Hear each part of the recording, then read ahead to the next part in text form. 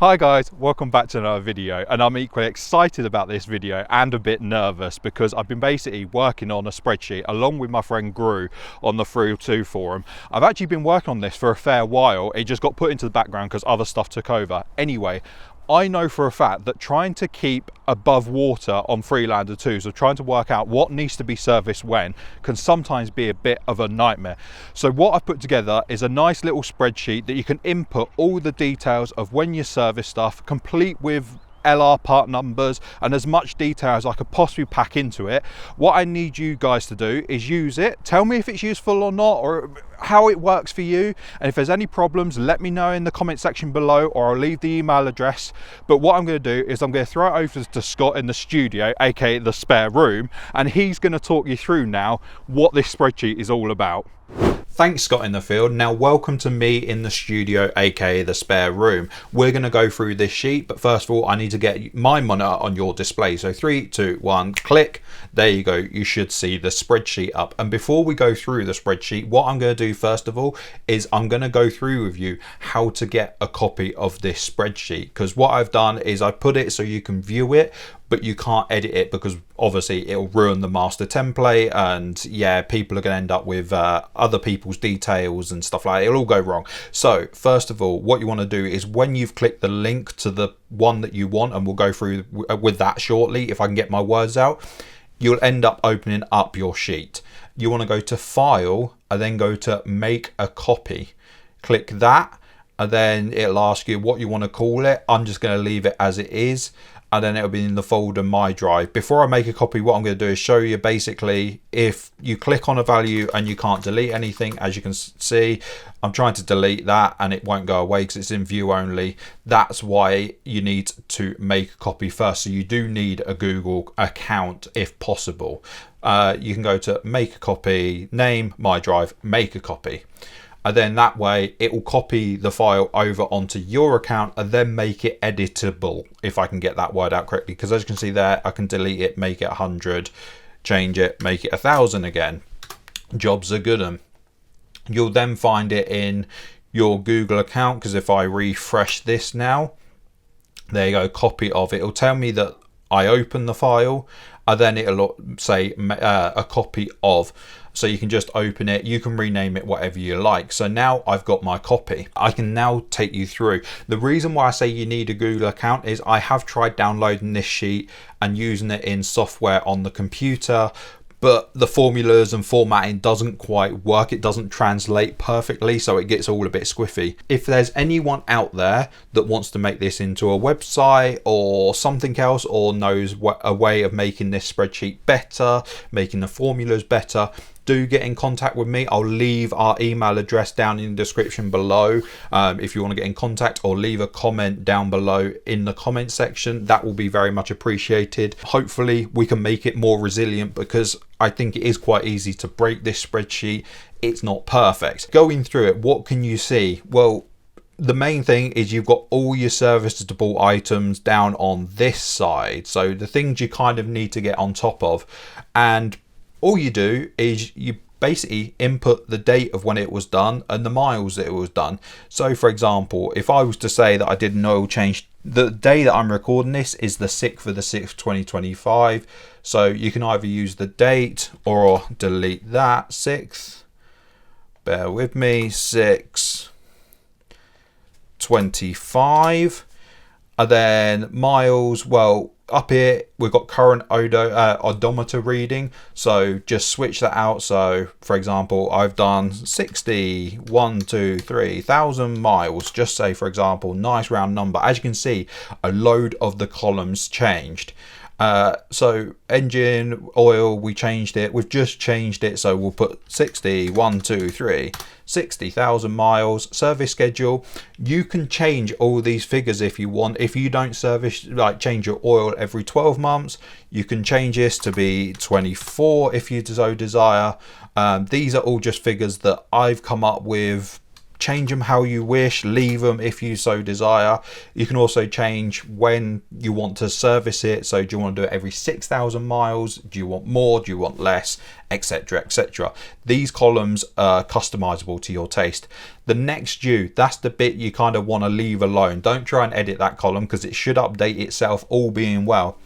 As you can see, we've got the date of when it's next due, the 1st of the 6th 2026, and it's due at 66,000 miles, because we've got it set at 12 months, so it's basically working roughly 12 months to the date. Like I say, this spreadsheet isn't perfect, but it's to give you a rough idea, better than if you note it down on a bit of paper or if you don't note it down at all.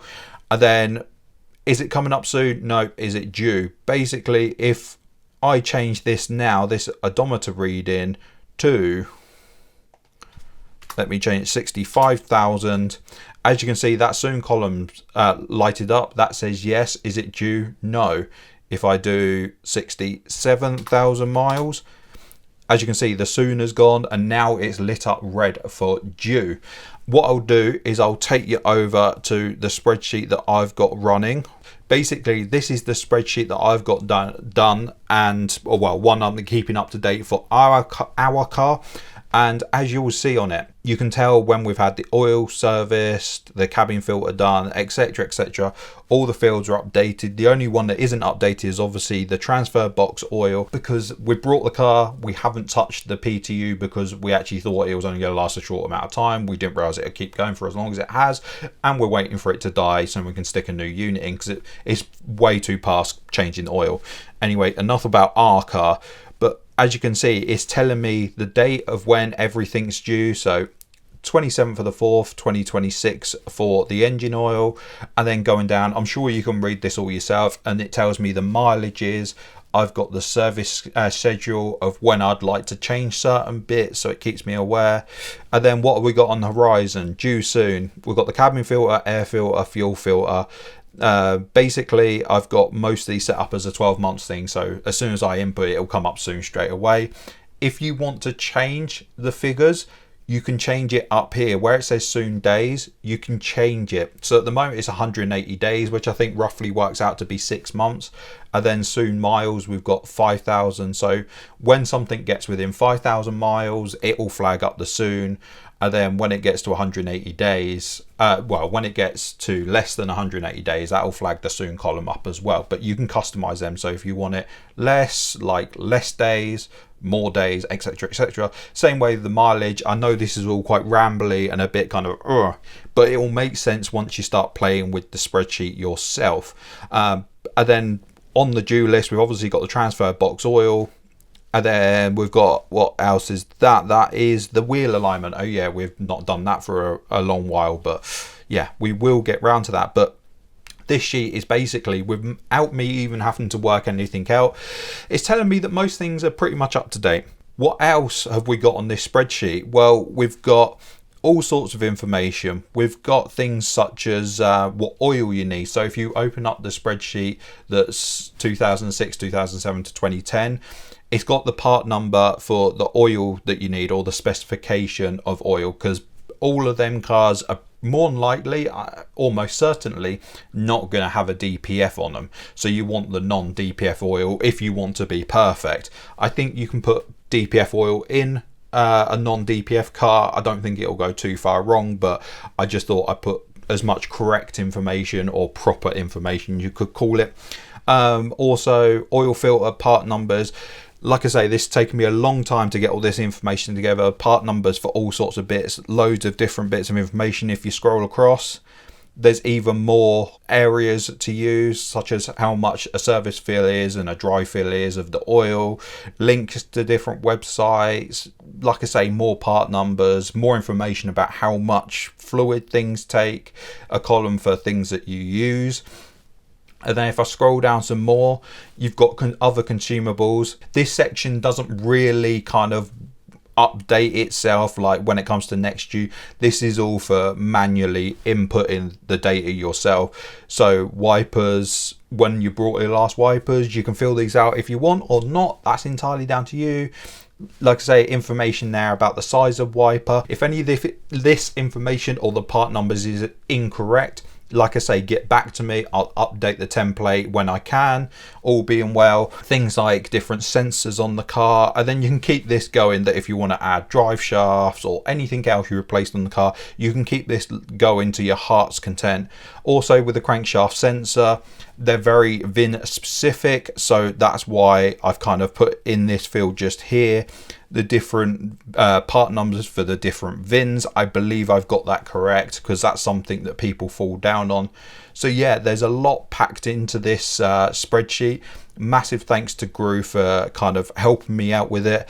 The other thing I want to show you, that if I click up here, you'll see, as you'll have seen in the comment section below, no doubt, I've got a different flavor of spreadsheet for different cars. So if I just arrange this that way, you'll see that there's one for 2006 2010 in kilometers, because I know not everyone works in miles, so I've made a spreadsheet for people that work in kilometers, one for miles, and then the same again for the 3.2 i6.